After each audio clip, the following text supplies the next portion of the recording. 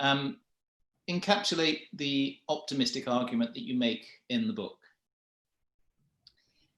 So I guess, I mean, it's easy to not be optimistic, I think, if you engaged with the data and the science, which the book is encouraging people to do around the climate crisis and various other crises we have interconnected with that. I think it's a very, very scary picture. And I think kind of the COVID experience of this year is a taster of what crises looks like, and the fact that our systems are very fragile and arguably somewhat unsustainable. So it's easy, I think, to fall into despair, but I don't think despair is going to solve the problem, and actually is more likely to make us apathetic and more likely to make us go into a kind of become a self-fulfilling prophecy of doom. And instead, actually, what we need to look at is the fact that there are tons of solutions and there are tons of trends going in the right direction. And there are tons of people and organizations and NGOs and even politicians, dare I say, that do care and are trying to solve these problems. And so for me, yeah, optimism is an important choice to make.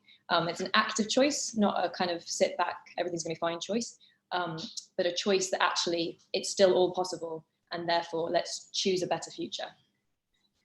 And the problem, as you diagnose it, is not simply an environmental climate change problem. You also talk about consumerism leading to waste. The fashion industry is one example, which you know well, that you give. But also income inequality. Are these all connected? Yeah, I think all of them are very connected, and it could easily be perceived as an environmental book, but actually I'm looking at loads of economic, political, social arguments too, because they're all interconnected. And I think that all of our challenges are fundamentally interconnected because they're a consequence of a system that we have and the systemic impacts. So you can't really solve one without trying really actually to solve all of them.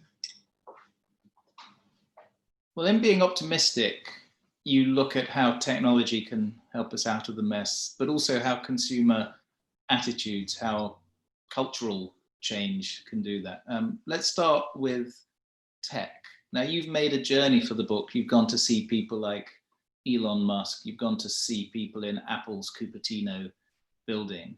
What did you conclude, and where can tech actually make a positive impact? Well, as you know, David, because you were quite supportive many years ago when we launched it, I set up my own tech company in 2013, so 7 years ago. And I went into that space, I'd say fairly naively, thinking that tech, has this amazing, powerful tool that can, kind of create loads of disruptive, positive change. And I still do think it has the capacity to do that. But I'm maybe a little bit more skeptical now of the different ways that technology has impacts and the different types of impacts it can have. So I devote a whole quarter of the book, a whole kind of part, to looking at technology. And the kind of overriding question is, will technology save us, and can we kind of bet on technology, whether it's in the food space or the plastics, alternative plastic space, or digital space, or even like geoengineering and carbon capture and kind of fancy tech that might literally change the atmosphere to fix it. Can we bank on that? Or what are the kind of dangers and the pitfalls of a kind of techno vision? And I try and balance out, I think, both sides, because I think that there's merit probably to being enthusiastic about tech and also mindful that we use it in the right way. So you went to see a company called Zymergen that's using synthetic biology to eat plastics, and you also went to see a nuclear fusion company out of Germany. I mean, what most excited you of all the technology innovations you saw during your journey for the book that you thought, yes, this is really going to make an impact? Lots of them are super exciting. I think what Zymergen is doing and the kind of sector they represent is super interesting. How do you change the way that we make materials? Because for the most part of the last 100 years, we've been using petroleum to make the basis of most materials we use.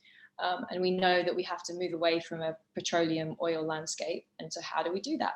And I think the technical innovations that's going into new materials and also decomposing existing materials like plastic to create circular economies is super exciting. I interviewed Hartmut Nivan, who's the head of quantum computing at Google. And I think that the breakthroughs they're making with quantum computing is really exciting. They reached kind of quantum supremacy last year around the time that I was meeting him. And we're yet to see how then supercomputers or quantum computers will innovate at a faster pace than humans are able to. I actually interviewed a scientist and I asked him, what do you think of all these different green technologies, whether it's carbon capture that a machine's trying to take carbon dioxide out of the atmosphere, or solar panels, like where do you think the game changer is? And he said it will be robots running laboratories, because human beings need to pee, they need to eat, they need to check, they want to check Facebook. Whereas once you have robots with kind of super brains doing the experiments, we'll be able to innovate at a much faster pace. And I was also really inspired by Lisa Jackson at Apple, and the fact that a company as huge as Apple are making really significant moves to try and clean up their supply chains and make their products more circular. Oh, I've lost you. She's responsible for their environmental projects, the recycling. Yeah, exactly. And looking at their supply chains. And she said she came from the EPA, where she was working with Obama for many years.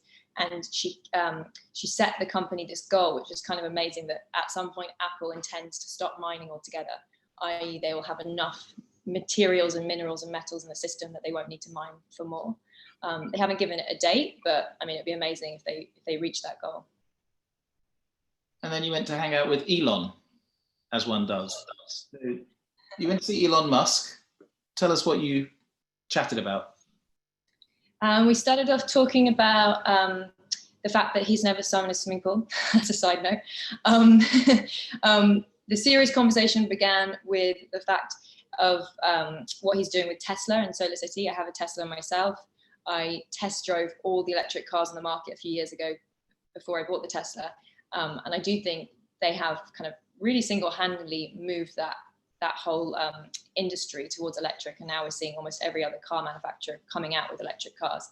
And interestingly, their manifesto from the beginning was never really about electric cars. It was always about sustainable energy, and the fact that we're not going to move to sustainable energy unless we change all of our infrastructure to work with sustainable energy, of which, of course, cars are an important part. And then we also talked about space travel, as one does, and the idea of why we might want to fly to Mars. And bring our human problems to Mars. I mean, that definitely is a big concern, right? It's like, can we sort out how we're dealing with this planet before we go to other planets? But Stephen Hawking was a proponent also of, it's very badly named, space colonization, spacefaring, on the basis, he said, that there's so many reasons why humanity might be wiped out in the next few centuries, that it would be a safer bet if we were on lots of other planets. Yeah, colonization's going through a bit of a tough image at the moment. Do you think colonizing space is going to be the way we solve the problem? Elon talks about wanting to die on Mars, but not on impact. But he sees going to Mars as a backup plan for our civilization. Do you buy that argument? I mean, he is quite honest that the kind of survival argument, that we're more likely to survive by being on many planets, is only part of it. And actually, he's more motivated by the traveler kind of instinct of like wanting to explore and adventure. And part of me really understands that. I mean, it's what's kind of driven humanity to this point of time, is the fact that we are an adventurous species, as actually arguably all species are. You know, species are always fighting to get into new spaces and new landscapes. And I think that can be very positive. And at the same time, you know, colonialism has a bad image because it was a completely awful, fucked up project that we're still dealing with the impacts of. And do we want to model that same system and that same way of thinking in a wider landscape? I don't think so. And you know, every time stuff gets sent up into the sky, it makes me kind of feel uncomfortable, because we don't want to put more junk in the sky when we've got enough waste and junk on our own planet. So I have mixed feelings about it. I mean, I write about his work, Elon's work, in the context of a chapter on travel. And I think that air travel in general is quite an amazing metaphor of the contradictions in the environmental conversation, or in the human conversation right now, between the amazing air travel, if you think about it. You know, Leonardo da Vinci was sketching out helicopters back in the day, and so many humans before us. Sorry, I've got a cat that just wandered in. So many humans before us have dreamed of breaking the limit, right, of getting into the air. And air travel is amazing in the sense that it's connected up cultures. It allows us to expose ourselves and our ideas and our cultures to new cultures and new people. And obviously it's an economic lifeline to many communities. At the same time, it's the kind of poster child of environmental destruction. And what's the response to that? Do we say, let's ban airplanes and ban that type of human innovation? Or do we say, actually, we want human innovation of that nature, but can we change it and make it more sustainable? And those are the types of contradictions and questions I'm trying to tease out in the book. So before airplanes stopped flying, were you taking fewer flights? I was taking much fewer, yeah. I considered completely outruling flying per, Greta Thunberg's approach, and decided that actually I didn't want to completely outrule it for the reasons I almost just described to you. Of actually, I think flying is an amazing innovation, and used carefully and pushing the industry to innovate better, I don't want to completely rule it out. But I definitely reduced massively to try and minimize my impact. And I started traveling Europe a lot by train, actually, and trying to see where I could get to in other ways. So you talk a lot about tech and science and what that can do, but you also talk about what individual consumers and their own decisions can make. And you have an optimistic view of people. In fact, you set up Impossible, the social enterprise that encouraged people to do favors, to gift things to each other. Tell us why you did that, what the purpose, the goal was, and how it evolved. Sure. So that's where we met when you were working at Wired, and I set up Impossible. And it's still a surprise to me in a way that fork in my path happened, because I was never planning to work in technology and I hadn't heard of the gift economy. And I actually feel like I growing up in London in quite a community deprived area where you didn't know your neighbours and there wasn't a sense of community, and maybe that was part of my attraction to it. But in 2010, I visited a refugee camp on the Thai-Burmese border, and during that trip had this idea with a friend of mine for using technology to try and connect people, to do kind of skills and favours swaps as a way to build community and also to build resilience into our systems, so that if there's another economic crisis, we have alternative ways of meeting our needs and we're not completely dependent on a financial system that is fragile and also, we forget, is made up. The idea had come off the back of a conversation about the 2008 crisis and wondering why, when there are economic crises like that, humanity just kind of society seems to kind of fall apart and not have other ways of trading and connecting, considering the real things of value, i.e. the skills, the services, the resources, are in equal abundance as they were before the crises. We designed the platform to do that, so to allow people to kind of post their skills, their services, their needs. We structured it as a social network, and then we had a matching system whereby, if I said I can, I can teach people about sustainable fashion, or I can badly try and teach someone a bit of piano, then somebody else who was looking for those skills or services would see me and vice versa, and make a connection. And how big did it get? So we ran it for probably about 2 years. It got to 100,000 or just over 100,000 users around the world. It had really nice stories. Like, now I look back on it and I think about the community that did exist through the platform, and all the kind of exchanges that we heard about and, witnessed or heard about anecdotally were all so sweet and kind of confirmed the underlying idea, which is that people are nice. By the way, I didn't make it clear everything was done for free on the platform. People are nice and kind and will help one another. And that was the kind of underlying thesis that I think was proven. The challenge we had is that actually running a technology platform, especially a social network, is extremely expensive. People are used to, social media platforms that have billions of pounds of funding behind them. And so trying to make that a kind of good technical experience and financially viable when you're running a non-monetary gift economy space was almost a kind of contradiction. And in the end, we open sourced the technology. It's been used by a few communities since. And I wrote about it in my book to share the idea. Because I think my main learning, and that's what I write in the book, is that you don't need technology for it. I mean, technology can be a good catalyst, but community and kindness is omnipresent and is available to us at any given moment. And it's been really interesting, actually, I think, in the COVID landscape, how community and kindness and kind of networks of cooperation have organically and naturally occurred and risen up. And of course, technology can be a helpful facilitator, but the technology is not really relevant. It's more about the kind of the spirit that you're trying to connect to. You are an unconventional technology entrepreneur. Just a normal girl growing up in West London, age 14, going into Soho, and then something happened in Soho that changed your course. Tell us what happened. I'd love to like make up some other random story now, but I know what you're talking about. I was 14 in Soho with some friends, and a guy called Benjamin Hart, who was a very handsome model from the agency Storm, came over and interrupted me and my girlfriend and asked me if I'd be interested to model, and gave me the kind of the card that then sent me into the agency. And yeah, that was a kind of big fork in my path, because the next year I was flying around the world, working a lot, and opening my eyes, I guess, to whole different worlds in many different ways. And the fashion industry, I think, as you point out in the book, is encouraging consumption, waste, new season, new clothes. Did you get that sense when you were working in it, that there was a problem?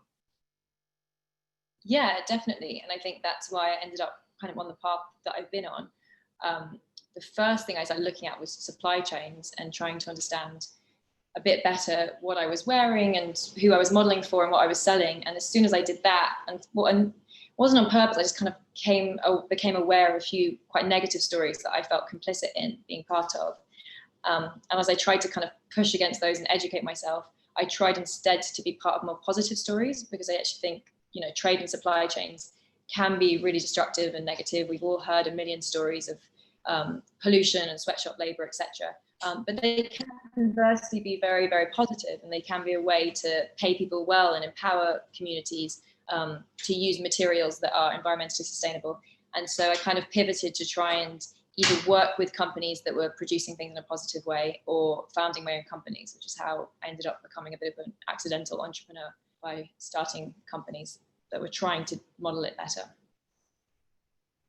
You talk about conscious consumerism in the book, but you're a bit skeptical about the concept. Isn't the active decision of the consumer the answer to a lot of this? I think if you'd asked me 10 years ago, I would have been very very big on conscious consumerism. And I still am. I mean, it's a huge part of the book, because I think that our political voice, in the clearest way, i.e. when we go to vote, is quite limited in the given system. And I think that's why people probably feel quite frustrated by politics, because we have so little impact in terms of, we get a choice of 2 candidates for the most part between every 4 to 5 years. And then in the gaps in between, we can sign petitions, but we don't actually have much of a participatory relationship with democracy. Whereas how we spend our money every single day is a political choice that has a political impact. We live in a capitalist global framework where money is really important, and even the most powerful CEOs in the world are fundamentally listening to their consumers and listening to their customers, listening by way of which, what the market is saying. So I think speaking that language and being aware of your impact every day with your spending choices is really, really important.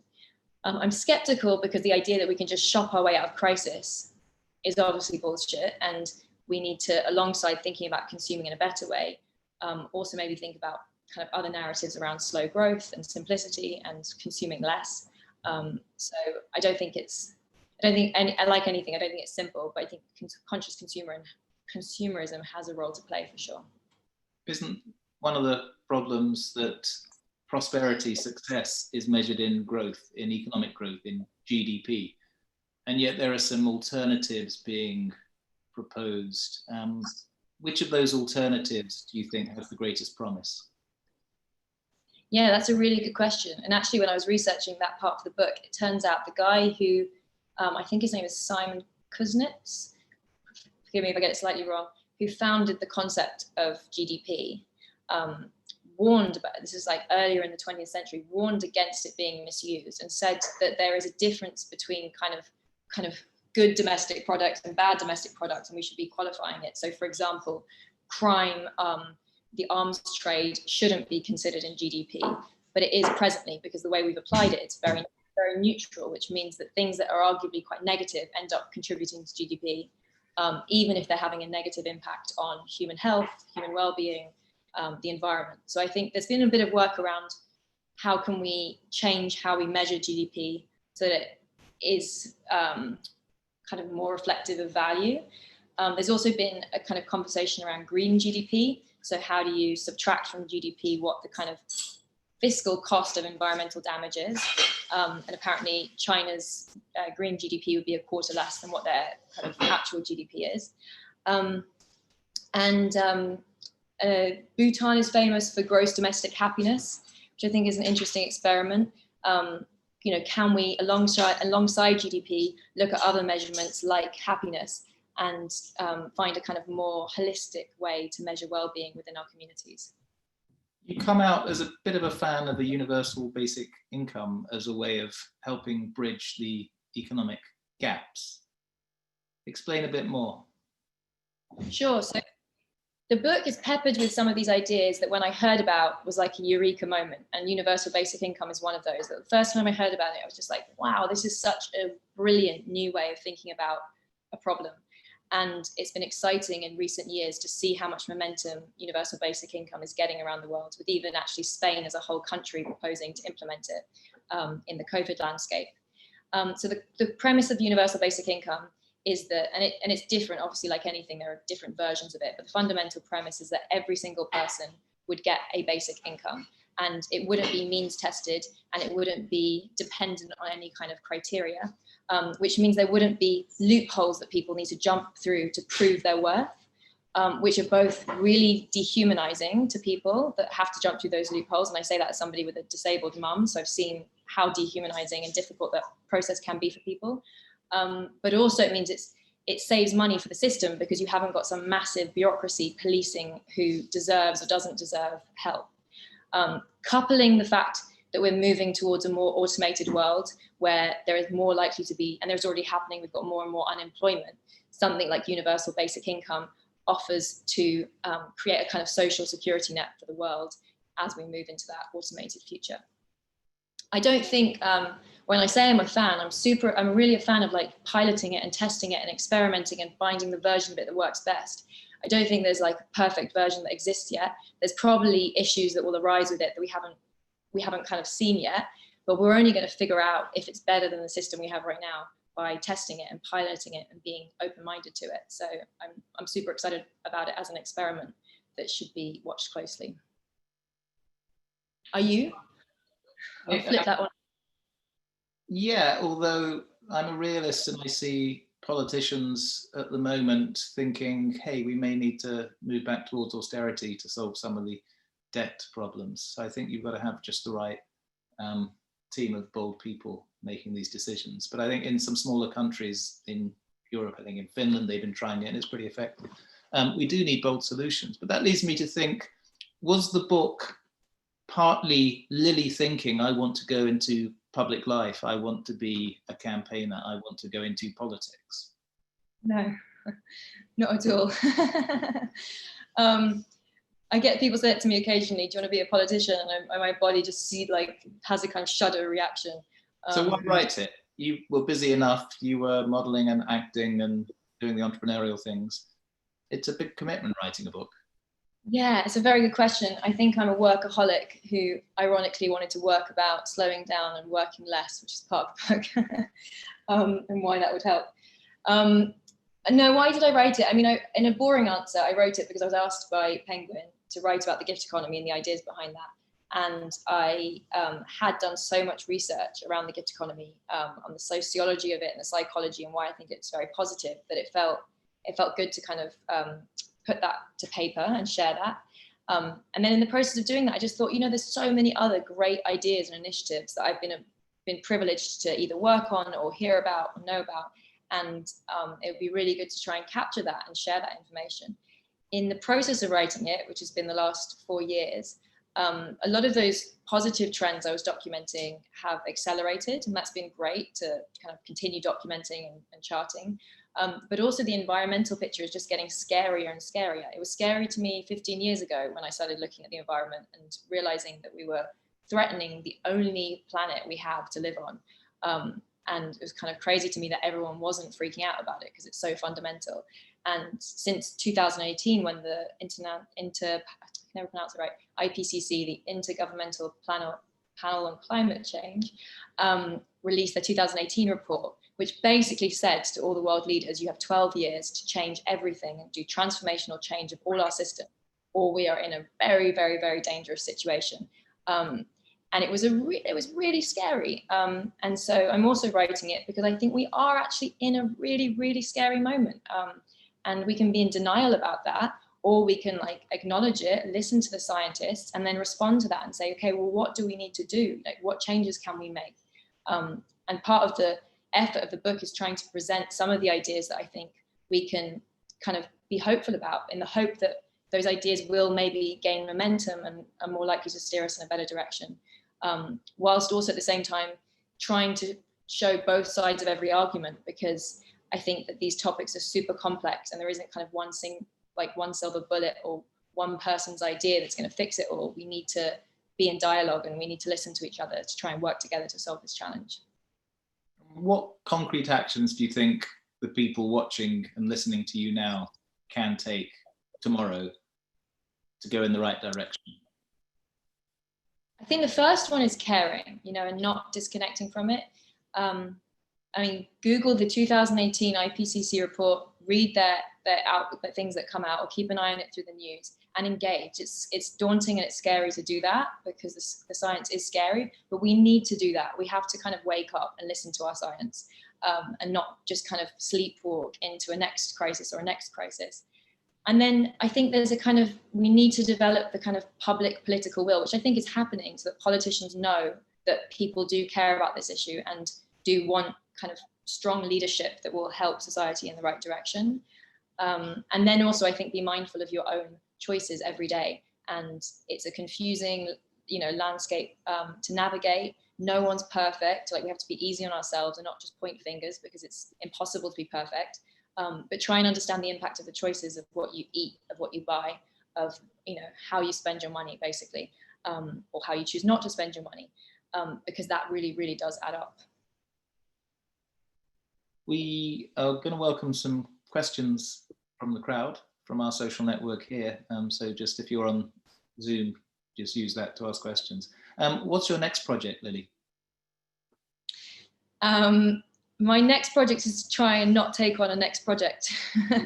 I run a company called Wires Glasses, which does take a lot of my time. I'm still an advisor to Impossible, so I'm never going to be not working, but I've been working a lot of late, and I'd quite like to just take a breather and enjoy some time with my 5-year-old daughter before I take on another big project. But it does sound like a lot of what you're doing now came out of Impossible. So even if it didn't become a phenomenally successful tech business called to testify towards Congress and so on, it led you to social connections. It led you to entrepreneurial connections that have been quite fruitful. Yeah, so Impossible actually does still exist as a company. We, in the process of doing the gift economy, we set up a few other kind of companies through Impossible and ideas through Impossible that do still now exist. And we're essentially like an incubator that's trying to push technology in a more positive direction through a methodology we have called planet-centric design. So it pivoted, but it didn't die. And I think actually is doing quite interesting work now, although I'm less involved day to day. We've had actually tons of people, as I mentioned, contact us, I think I mentioned, this year because of COVID, in response to the fact that there has been more kind of community feeling, and also the fact that there's an economic recession potentially underway.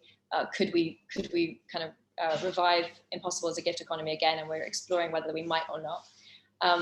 But yeah, in terms of my own personal trajectory, it definitely has been very positive because I think, firstly, I learned a lot about community and the gift economy and the importance of it, and that's stuff I'm never going to let go, and I'll shape my life as I can in that direction. but also friends. Sorry. International Friendship Day. It shaped my life in a positive direction in terms of my understanding of community and my desire for community in my own life. But also the fact that now I'm more involved in the tech world, and I think I know a lot more about technology than I would have otherwise. So we're getting some good questions in from the crowd, and I'll try and get to as many as we can. Carmelita's asking about how we encourage younger people who love fashion to be more conscious about what they buy, because often sustainable clothes companies are either expensive or a bit boring. I think the bit boring thing, maybe you're right. I feel like that's changing. I feel like that was a big thing like 10 years ago. Sustainable fashion was very niche and a bit hempy. Whereas I think now there's a lot more going on that makes it interesting. I think that like the real answer is in politics, that we need to raise the bar so that it's not possible to create such cheap products that are really damaging to the planet and also potentially to the people in supply chains. And things like price on pollution, which almost everybody I interviewed for the book advocated from all different spectrums, i.e. that you make companies pay for their pollution at source rather than not pay for it and cause it, and then someone else has to pay to clean up afterwards, would help fix that.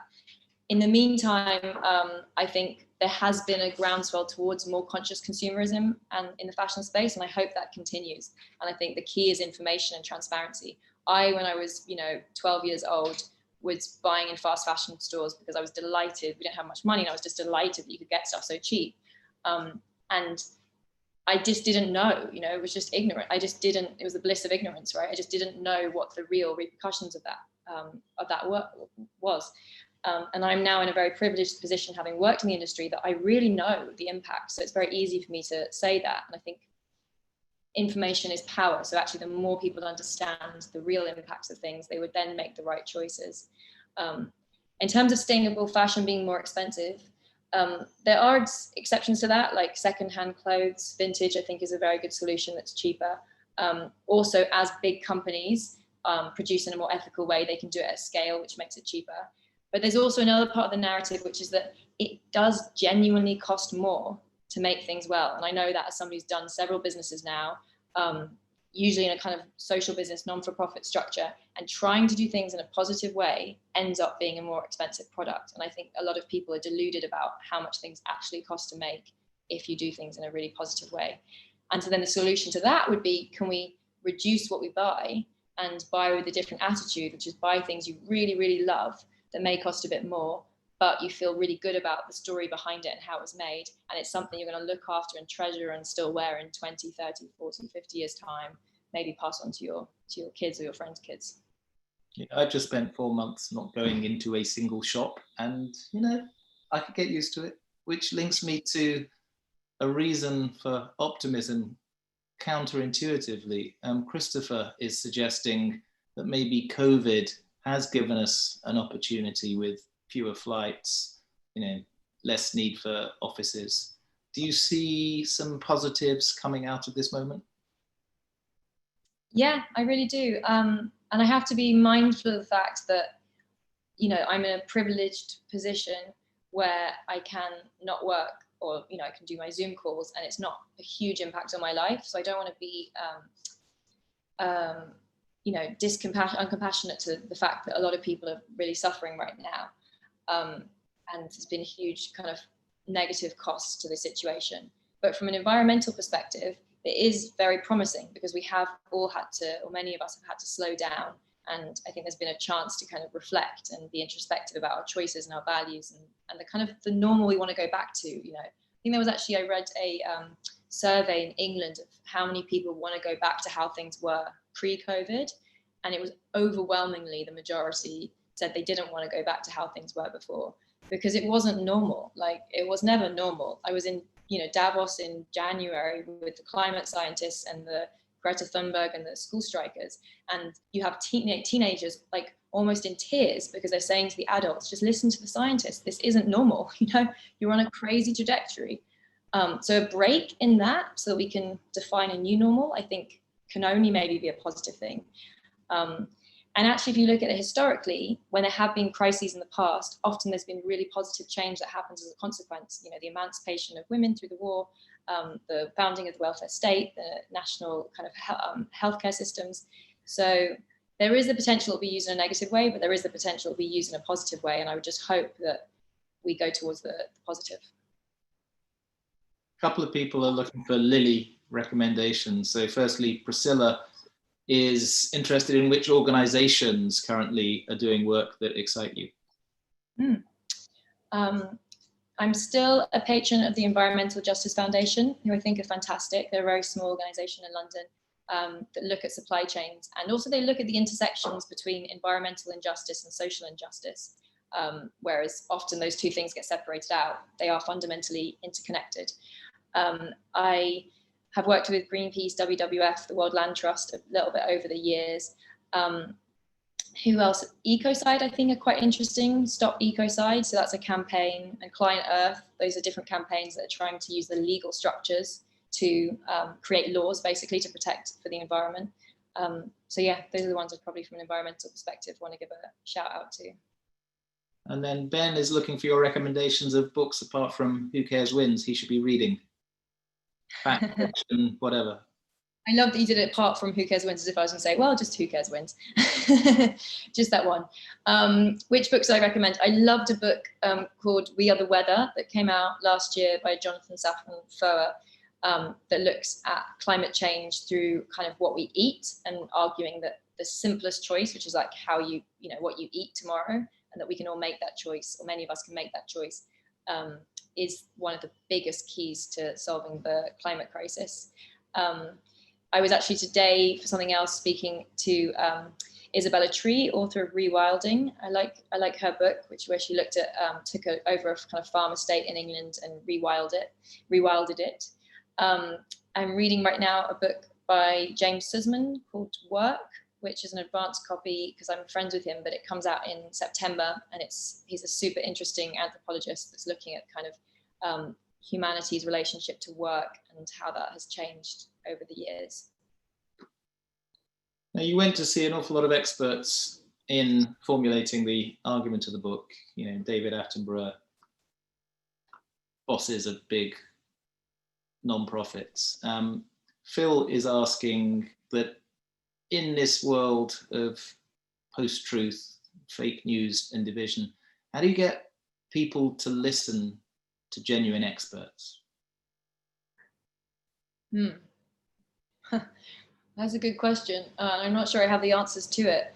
I mean, probably in the technology sector, the area I'm least optimistic about is social media, in the way that it's been trending in recent years because of its ability to polarize us, distort politics, create fake news. And we fundamentally can't have a healthy democracy without a healthy media, without a healthy access to information and truth. How do you get around that? I'm not sure, but I mean, listening to scientists, having a kind of culture that respects science and listens to science and puts scientists on a pedestal would be a good start. And actually, somebody was saying to me the other day, it's interesting how in COVID, you'd never heard so many politicians say, we're listening to the science. It's like, great, keep doing that. So yeah, I think it's, a cultural shift towards focusing on, people who've dedicated their lives, not to making money, but to understanding reality and trying to share that information with us. Roberto is concerned we're not being radical enough. If the title of this conversation is about radical optimism, he says his 5-year-old, his son, as he grows older, is maybe going to be confronting more pessimism than optimism. So Roberto is asking how we can cultivate much more radical optimism.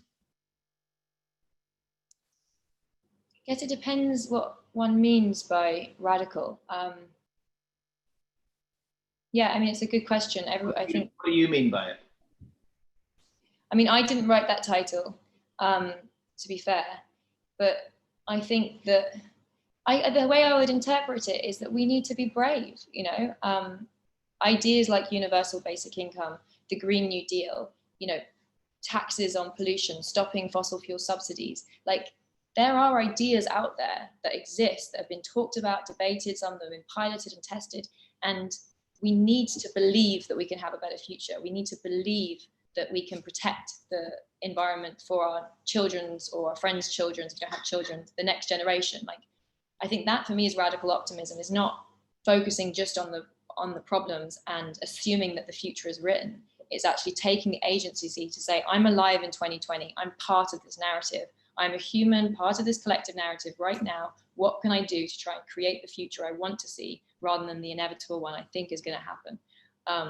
And that may mean radical change. It may mean radical steps. I don't mean radical is a bit scary to me as a word, because sometimes it feels a bit like revolutionary, which has always been a bit bloody and nasty. It doesn't need to be that, but it needs to be brave.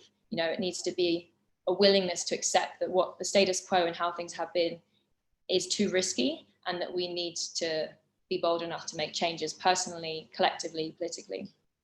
And what about in your own relationship with your daughter? Annette is asking how you can make your own child aware of the state of the world, how serious the trouble is, but still giving her a sense of hope and a willingness to make things better. Well, I feel really grateful actually that my daughter's only 5, because were she 15, I would inevitably have to have these conversations with her, and I think it'd be really terrifying to be a teenager right now. Whereas with a 5-year-old, I feel more of a moral responsibility to not kind of load her head with the kind of fear picture of the way things are going in the science, and let her enjoy her childhood. At the same time, I try and, encourage values that I think are important, whether it's, a love of nature and a respect of nature, or thinking about waste and, kind of waste in all of its manifestations, in the hope that, kids inevitably rebel, right? So she might go in the opposite direction, but in the hope that that might guide her.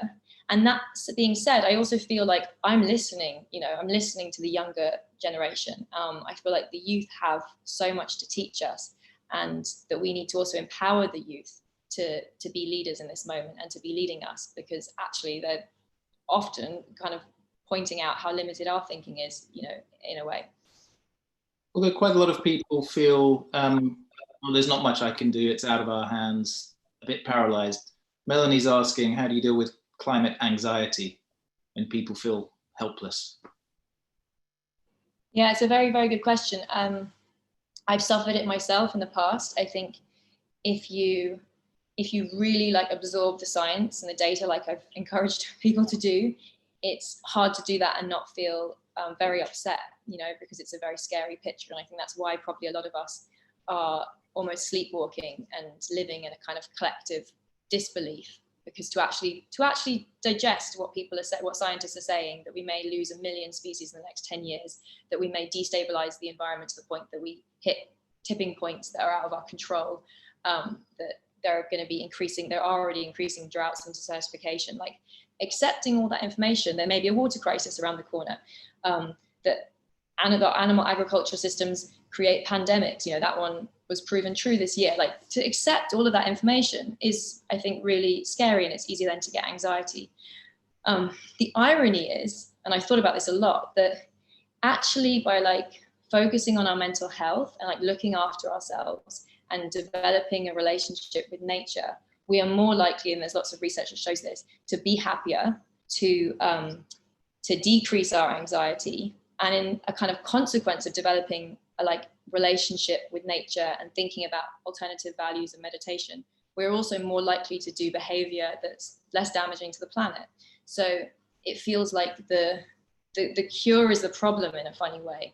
And that actually, if you develop a kind of version of environmentalism, which is about loving nature and loving the world and trying to develop a relationship with nature and a relationship with the world, you may actually also be happier, as well as slightly more on the path of a healthier future. Cool. And probably room for just one more question. This goes to William. You've started a business to try and make an impact. What kind of businesses would you think people could usefully start today if they want to have the greatest possible impact? Well, I'd say that running a business is really hard work. and really difficult whether it's trying to be sustainable or not. But I think it's especially difficult if it's trying to be socially responsible and sustainable, because it's not a level playing field. And so I wouldn't encourage anyone to go into business unless that's something they feel compelled and called to do and they have an idea they're excited about. If they do feel compelled and called to do it and are excited about their idea, then great, go for it. And my advice would probably be chat to people about your idea. Like, don't feel like, oh, I can't tell anyone about my idea because they might copy me. Like, actually, ideas are easy, action is much harder. Talk to people about your idea and try and get help, because the amount, when I've been working on businesses, the amount of support I've received from other people has been amazing and has really kind of helped lift up the project. And if you're trying to do a business that's trying to solve a problem or has social purpose to it, you'll probably find people are super helpful. That's an optimistic note to believe in, to end with. Can we now go over live to your party for the next 4 or 5 hours? I like that. I think we need the cat to do something with the camera to make this video go viral as well. Can it attack you? Can it attack me? Oh, it's too nice. Well, the internet loves the cat. Thank you. Best of luck on this angle. With Who Cares Wins, that comes out today, published by Penguin. And thank you all Second Home friends for making us part of your live cultural series.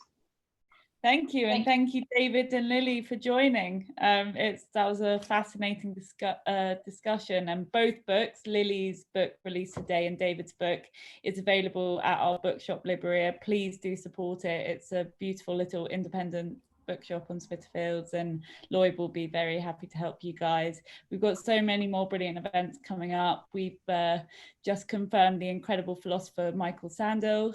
He's going to be talking with the award-winning novelist Elif Shafak on how the way we measure success is possibly exacerbating inequality and how that needs to change. And then we've also got a group of incredible poets in Los Angeles under the name Get Lit, who will be doing a live poetry showcase from Second Home Los Angeles, both in September. So please do follow us on our Instagram channels, and we'll send up follow up with lots more information. Thank you so much for joining. Lily, have a wonderful book launch day, and David, thank you so much. Yeah, thank you guys. Really appreciate it. Thanks. Thanks everyone tuning in. Bye.